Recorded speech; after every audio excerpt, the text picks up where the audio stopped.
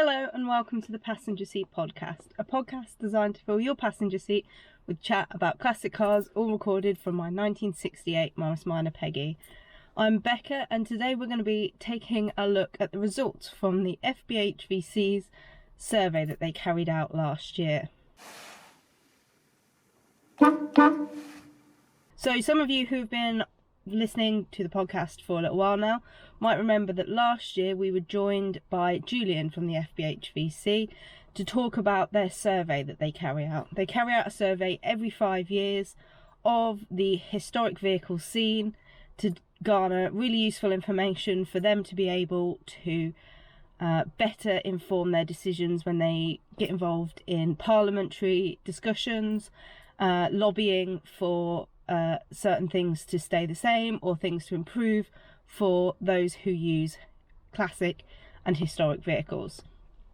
Just to clarify, the FBHVC stands for the Federation of British Historic Car Vehicles and Clubs, and they are designed to put those sorts of things first and represent us in parliamentary discussions and making sure that legislation and things like that don't overlook or incidentally affect those of us with historic vehicles. Historic vehicles, it is worth noting, does include things other than cars. So obviously for my purposes, as my interest currently lies with classic cars, the car aspect is really important, but they do also look after those who are in clubs for the tractors, steam engines, buses, other steam vehicles, motorcycles, lots of other things like that.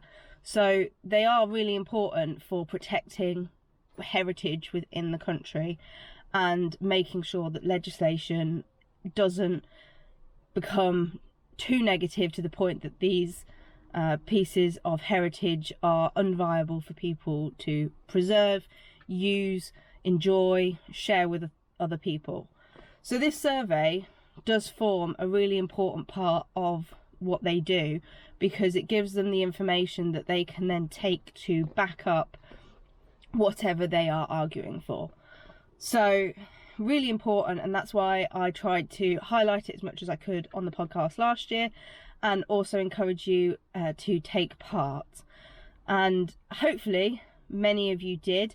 They did have a fantastic number of people taking part. If I just check my note, I believe that it was 19,943 people that took part in the survey this year. That is a mix of owners who are both members of clubs and not members of clubs, enthusiasts, which is defined as people who find historic vehicles really interesting, really engaged with them in various different ways but don't necessarily own them, people who work in trade, and also clubs provided answers as well on a range of topics. So lots of different stuff there, but they also asked members of the public who didn't feel like they fitted into any of those categories to take part.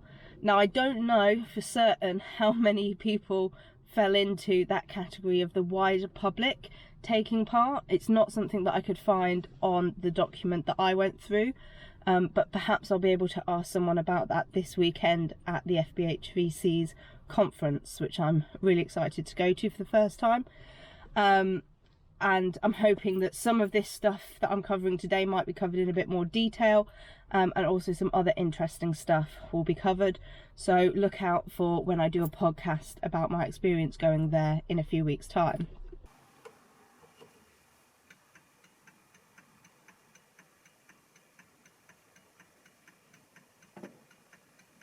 When we're talking about historic vehicles and the people that they were asking about, we're looking at vehicles in those categories, so agriculture, coaches, lorries, buses, cars, motorbikes and steam, all over 40 years old.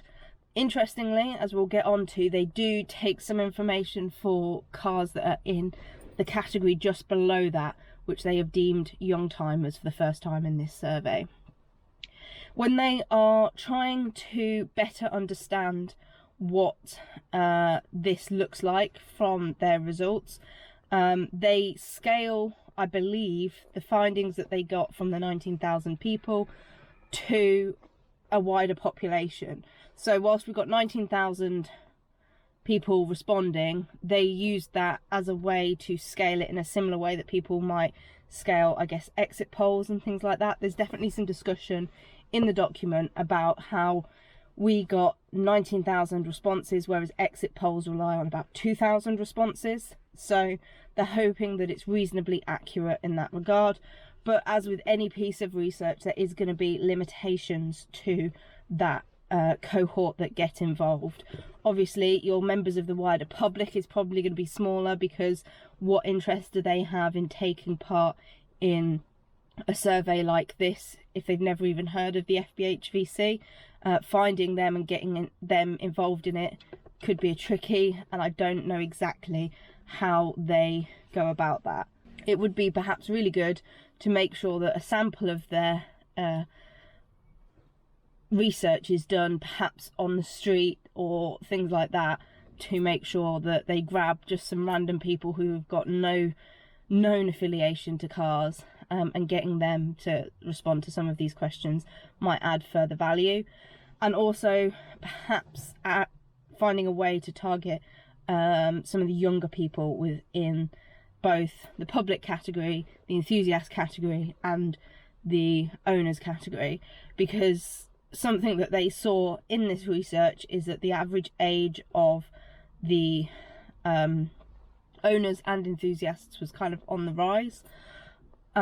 Something that I don't think surprises a lot of people, but I still think it's probably an average age younger than it was coming across as, because there is a growing interest, particularly in some of the more usable classics, from younger people, and I think it's definitely on the rise. And it might just be that they have no inclination to, or aren't finding this survey, because I think when you're quite new to the scene, a lot of what you're getting involved in is more just getting your car up and running and things like that. There isn't necessarily as much buy-in to stuff like the FBHVC, so working on that could possibly improve future results, I feel. But let's get to some of this data that they collected and some of the headlines that they covered, and then we'll go into detail on a few bits that I found particularly interesting.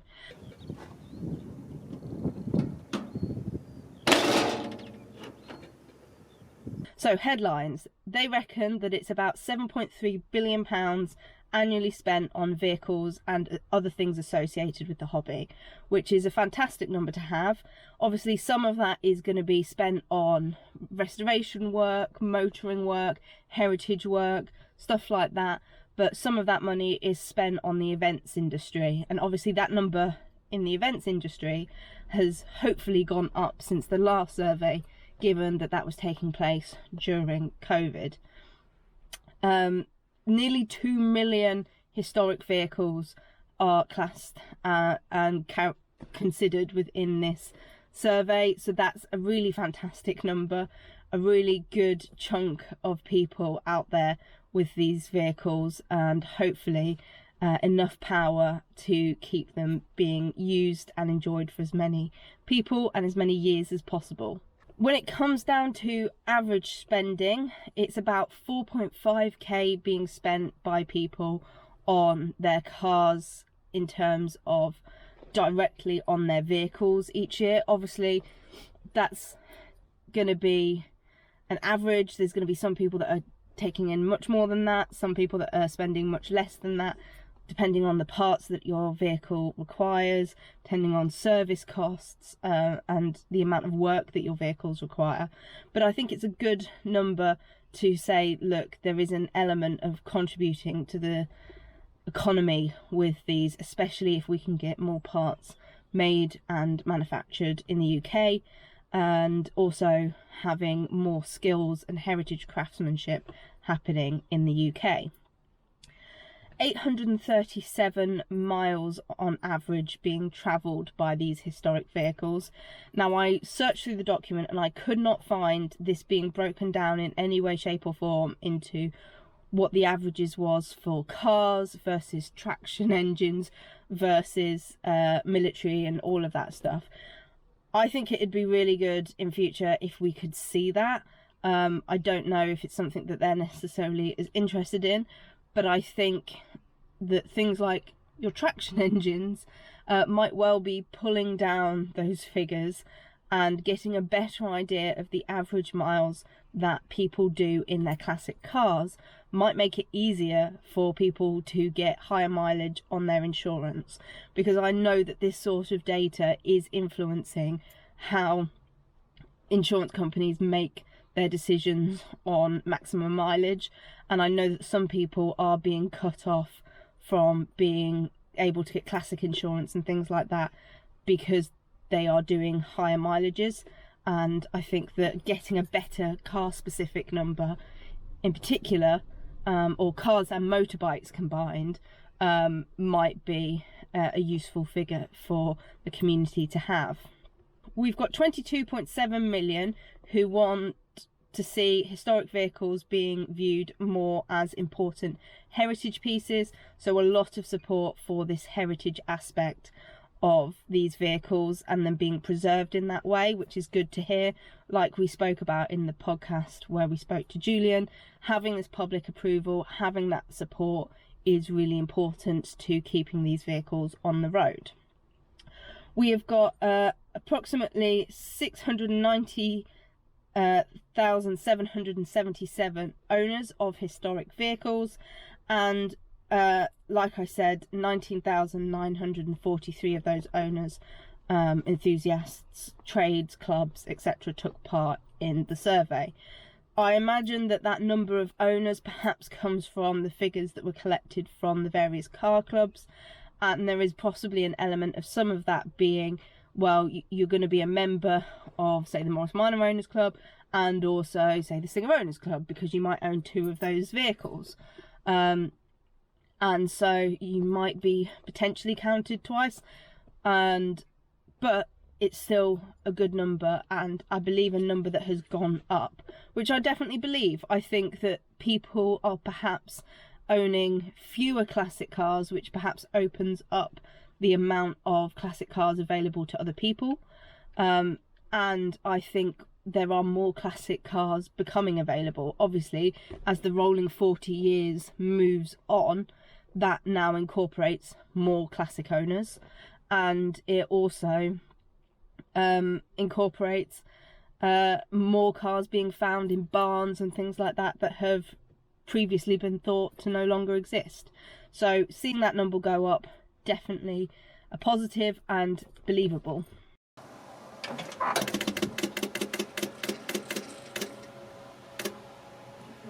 So, like I said, this is the first time that they've really considered and included something called youngtimers. They asked in the survey whether you, as well as owning a classic or instead of owning a historic vehicle, own something that they were deeming a youngtimer. So this is something that's over 20 years old but not yet reached the 40-year-old mark that means that it is classed as a heritage or historic vehicle according to UK laws.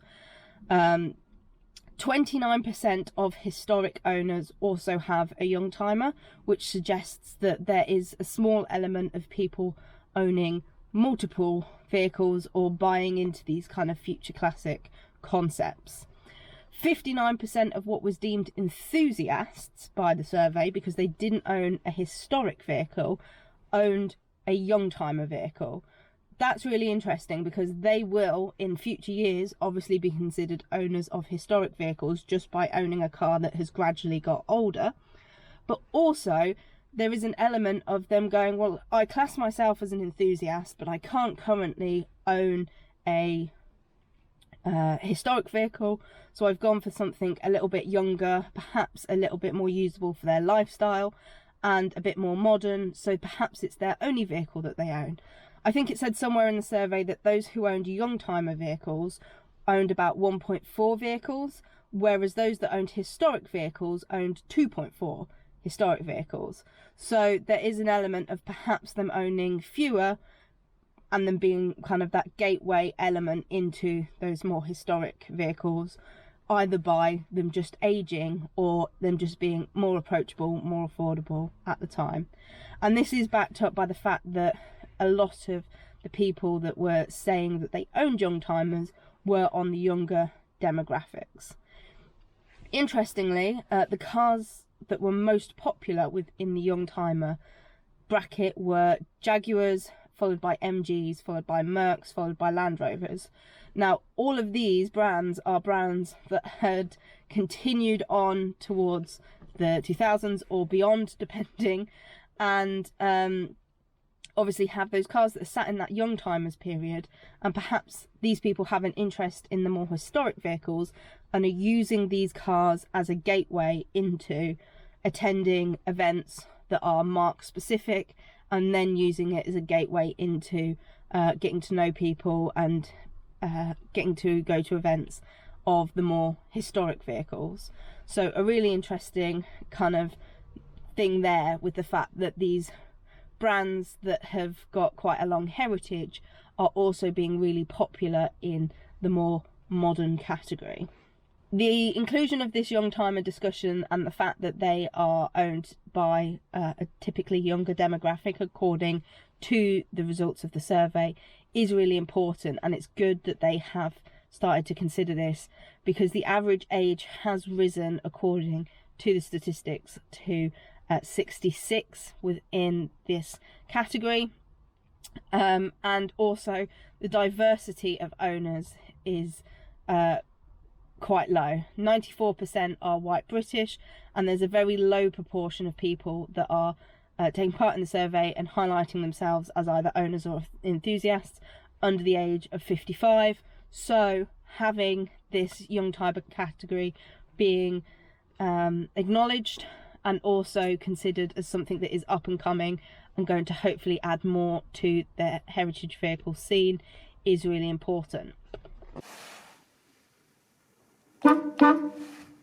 Now, interestingly, they had a special section within their document that was highlighting all of these statistics for women owners. They found that 496 people participated who identified as women within the survey, which, when you think about it, is quite a small number. This is obviously only within the owners category and the enthusiasts category. I don't know how much information around gender was given by the clubs and the trades and stuff like that.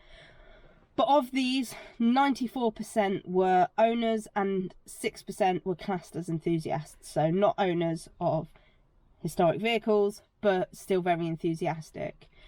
The statistics that they were giving was that they had an average age of 60.2, which is younger than the men that took part in the survey, which is interesting to see. They, on average, had a lower income, about £10,000 less than the male counterparts that was reported overall in the survey, at 34,331 being the average income. 43% of them were retired, 93% of them were white British, and they owned 2.4 historic vehicles on average. Their average collection value was £61,000, and 24% of them also owned a youngtimer. So again, seeing that kind of feed through there, and perhaps owning multiple vehicles. Interestingly, one of the most popular vehicle types for women who took part in the survey was Morris, much like myself. So a very well represented group there. Interestingly, something that they highlighted was that 13% of the women who took part in the survey highlighted that something they regarded as their most important vehicle was inherited. This is noted as being higher than the male average for this category. 13% to me still seems quite low. And it's interesting that they're terming it as their most important vehicle.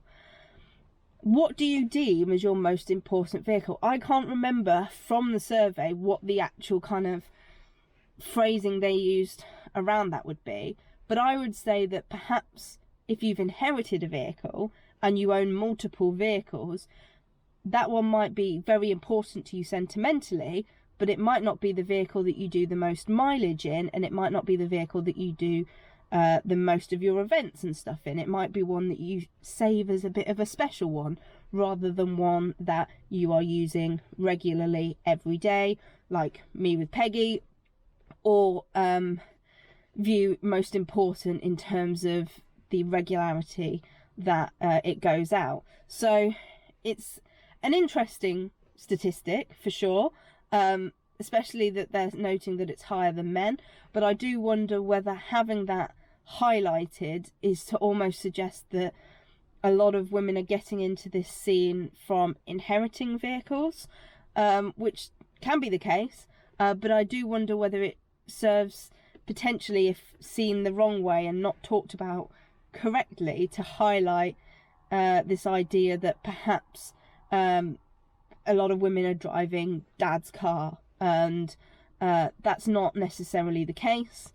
And so yeah, this concept of most important car and it being higher is something that I think I'd love to hear a little bit more about.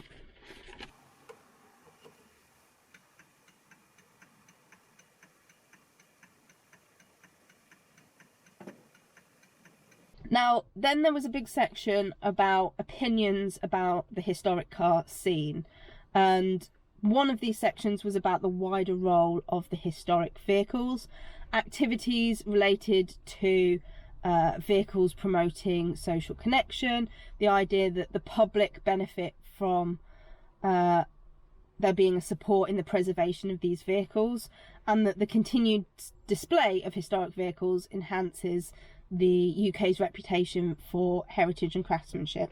So that's basically this whole section is the idea that by having a classic vehicle or a historic vehicle of any form is more than just owning a piece of heritage for yourself, that there is this wider role associated with it.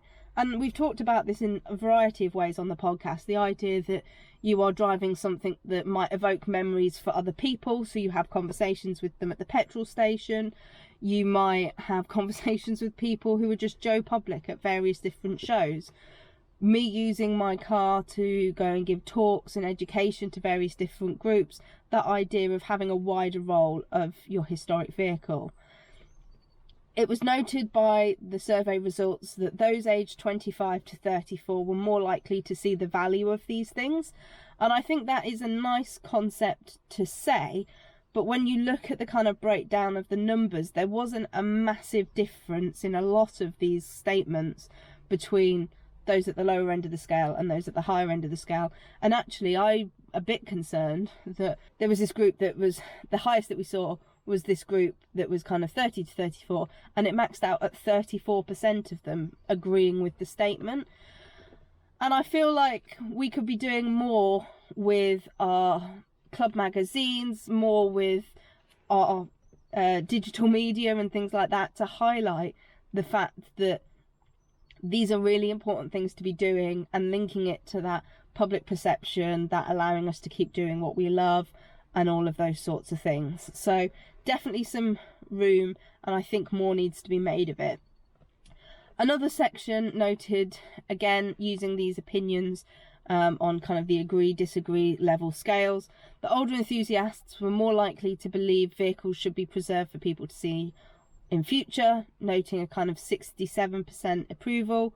But what was more interesting is that 16% of 16 to 25 year olds agreed that those with historic vehicles should be encouraged to use them on the roads. That's really quite a low number, and I think it needs to be kind of investigated a little bit more. Why is this category of 16 to 25 year olds thinking primarily that they shouldn't be encouraged to use them? Is it because, as many of us who own classic vehicles know, they massively underestimate the capabilities of the cars?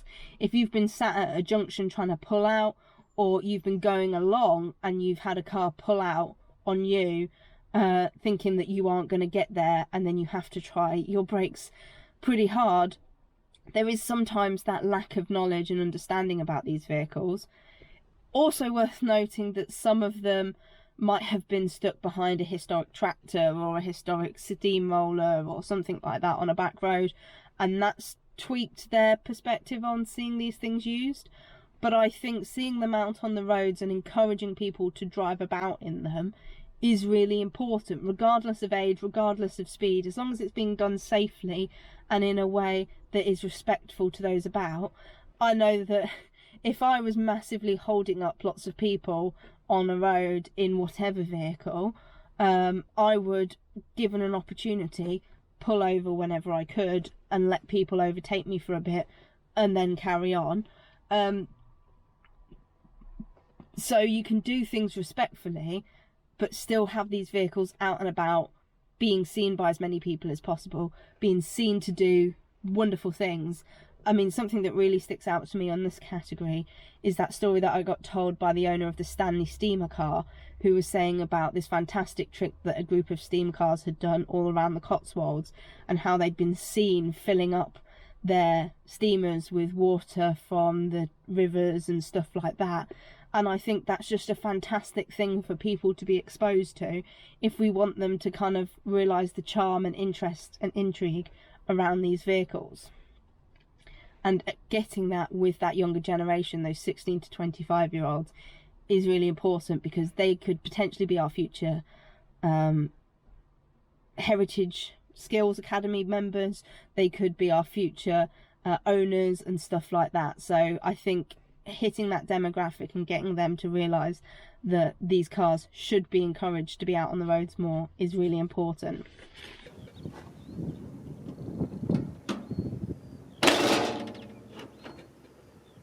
There's a section on economic values. This highlighted the fact that there's 2,700 businesses that operate within the UK to do with heritage and historic vehicles, which is fantastic to hear. It creates 34,500 jobs, and there's 27% of those businesses are expecting to grow before the next survey, which is all fantastic news to hear. They're also working with apprenticeship programs. 17% of them have apprenticeships happening within them, which is hopefully passing on those fantastic skills that we need to grow and keep our vehicles on the road. So that was a really positive section to see, and hopefully it continues to grow. Events, really interesting section, and I'm so glad that it's something that they look into, because I think a lot of clubs at the moment are really considering how their events are done, how they can get people coming to events, and what they need to draw in the numbers that we once had coming to events. There is much more competition, I would say, in events now, because people are willing to travel further, especially those younger owners. They're willing to travel further, and so yes, there might be a really good show on their doorstep, but if they know about one that's further away that their friends are going to, that they think has a good kind of vibe, they might be more likely to go to that. And so making sure that car clubs and events organisers are aware of exactly what it is people are looking for is something that I think is a really valuable thing for this survey to be highlighting. It highlights that most people attend 1 to 4 shows a year, which means I am above average, but please don't tell Jamie, because he will then argue that we can go to less shows this year, and I'm hoping to carry on going to about the same. I think I was only in the next category. There was people that were going to 30 plus shows according to this survey, which is a fantastic amount of dedication, and goodness knows how they do it when there's only 52 weekends in a year, but more power to them. The types of shows that people were showing the most interest in were opportunities to use their car and character of the show. So how the show feels being classed in many cases as more important than potentially value for money, who was going there, where it was. Those sorts of things were coming below having the opportunity to use your car and having a good character of event. And so having something that's a bit different and interesting and engaging for people is certainly something that I think car clubs need to be looking for, and car organisers need to be looking for. Having something other than just sitting statically in a field ticks that opportunity to use your vehicle, and having an event that has character and interest and intrigue is something they need to be looking for, looking at some of these events that are doing really well and what it is that is attracting people to them. Now, they've categorized it differently in terms of what enthusiasts in particular are looking for and what owners are looking for. Now, enthusiasts, remember, are those that don't necessarily own a car but are interested in the scene, and they might well own a young timer. So that is worth bearing in mind, because they said that they were more likely to be attending events if there was a way to engage beyond just spectating. So that might well be having the opportunity to display their young timer as well as walk around the show.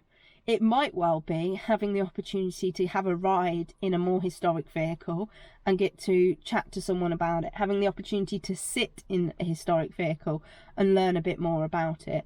I've spoken before about this idea of manufacturing nostalgia for these vehicles that don't necessarily have a built-in group of people that remember them from their childhood anymore, and I think that is what enthusiasts seem to be highlighting that they are looking for at events. So building that into your events might well be the way to get more people buying your mark of car and coming along to your car clubs, build in those experiences. And it's also a good experience for the people who have brought their cars along, because it shows that there's people who've got an interest. People who own these classic cars want to talk to people about their classic cars. So building in that opportunity is always fantastic. A great example of this might well be the Morris Minor Owners Club having their driving challenges at the last few nationals. Not everybody who drove one of those cars at that experience had driven a Morris Minor before. They might well have been a friend or family member who had come along, hadn't really had the opportunity to drive one of the cars, and so was then taking up that opportunity there and then. And if we are in a place where perhaps the public are coming across us, that might well be an interesting way to further engage them. When we're looking at those who are classed as owners within this events category, it was interesting to note that an event specific to the type of vehicle was classed quite middle of the board. So clubs need to be looking at, again, that idea of building character into the event and having good value for money, which is obviously tricky when things are getting so much more expensive with putting on events. And so you are having to get more imaginative about what these events look like, how they engage people, and perhaps bringing in people from other car clubs, other marques and stuff like that to engage with what it is that you're putting on, offering more for everybody all round, perhaps getting that average number of events people go to on the rise, and hopefully engaging more people from that enthusiast level into ownership. Now, interestingly, concourse shows and displays were a particularly popular type of show for your enthusiasts, which was something that surprised me, because if they said that they were looking for ways to engage beyond spectating, these particularly static events don't necessarily offer that. But it is something worth considering. Perhaps having an element of your show with public judging is something that could tick this box and get some of those enthusiasts engaged beyond spectating as well.